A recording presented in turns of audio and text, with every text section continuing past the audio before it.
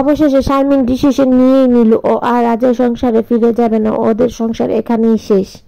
আসসালামু আলাইকুম এভরিওয়ান, আজকে নতুন আরেকটি ভিডিও নিয়ে চলে আসলাম। ভিডিও শুরুতেই বুঝে গেছেন কাকে নিয়ে কথা বলতে আসছি। হ্যাঁ, শারমিন আর রাজকে নিয়ে কথা বলতে আসছি। অনেক ভাবনা চিন্তার পর, অনেক নাটকের মধ্যে দিয়ে শারমিন আর রাজের সংসারে ইতি টানবে, এটাই কিন্তু ফাইনাল ডিসিশন।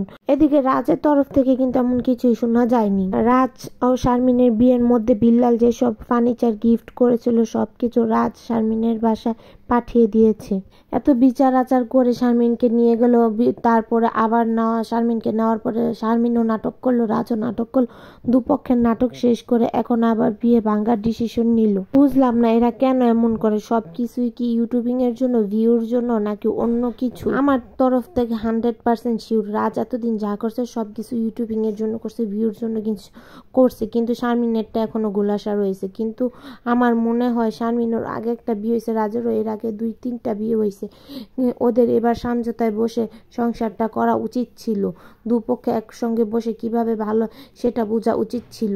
এই সব ওদের সাংসারিক জিনিস মিডিয়া প্ল্যাটফর্মে না আনাটাই ঠিক ছিল, কিন্তু ওরা তো ভিউর জন্য সব কিছু করতে পারে, তাই ওরা ওদের সাংসারিক ব্যক্তিগত ব্যাপার সব কিছুই মিডিয়ায় প্রকাশ করলো। এটা ঠিক হলো না।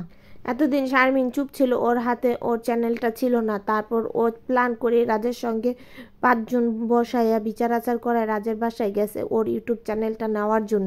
এটাও সম্পূর্ণ শারমিনের প্ল্যান ছিল। আর রাজ তো এদিকে অনেক মিথ্যা কথা বলছে, রাজে তো শারমিনের চ্যানেল নেয়নি। এ নিয়ে কিন্তু শারমিনও ভিডিও বানাইছে, শারমিন ডাইরেক্ট রাজকে চুর বলে সম্বর্ধনা করছে।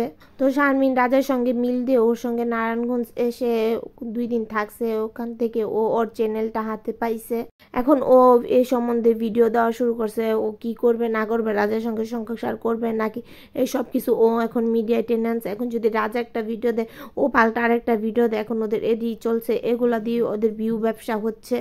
আর আমাদের মতো পাবলিক যারা আছি তারা ওদের ফ্যামিলি এসব ব্যাপারগুলো দেখে খুব মজা পাচ্ছি, তাই তো ওদের ভিডিওগুলো দেখছি।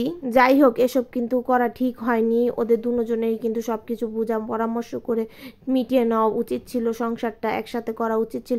শারমিনের এর আগে বিয়ে হয়েছে, তো এই নিয়ে শারমিনের দ্বিতীয় বিয়ে, আবার রাজেরও এটা নিয়ে 3 নাম্বার বিয়ে। এটা কিন্তু ওদের বোঝা উচিত ছিল। একটা মানুষের লাইফে কতবার বিয়ে করে? আরে ভাই, ওদের মনে হয় এগুলো অভ্যাস হয়ে গেছে, ওদের কাছে এগুলি পানি বাদ কিছুই না।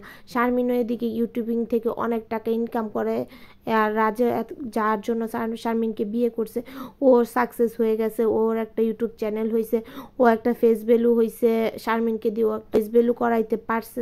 রাজ এদিকে সাকসেস হয়েছে, এখন রাজেরও কিছু আসে যায় না, শারমিনেরও কিছু আসে যায় না। ওরা বিয়ে নিয়ে একটা দারুণ ব্যবসা করছে। শারমিনের এই ব্যাপারটা নিয়ে রাজের বন্ধু বান্ধবও ভালো ব্যবসা করছে। রাজও এতদিন বলছে ওর নাকি কোনো দালাল নেই, এখন ওর নতুন দালাল বেরিয়ে গেছে। ওর আগের ফ্যামিলির সম্পর্কে অনেক কথা বলল, সেই ভিডিও নিয়ে আরেকদিন আপনাদের সামনে আসবো। এদিকে কিন্তু শারমিনের ফ্যামিলিও ভালো ব্যবসা করছে, শারমিনের ভাই বিল্লালও শারমিনের এইসব পারিবারিক ব্যাপার নিয়ে ভালো একটা ভিউ ব্যবসা শুরু করে দিয়েছে।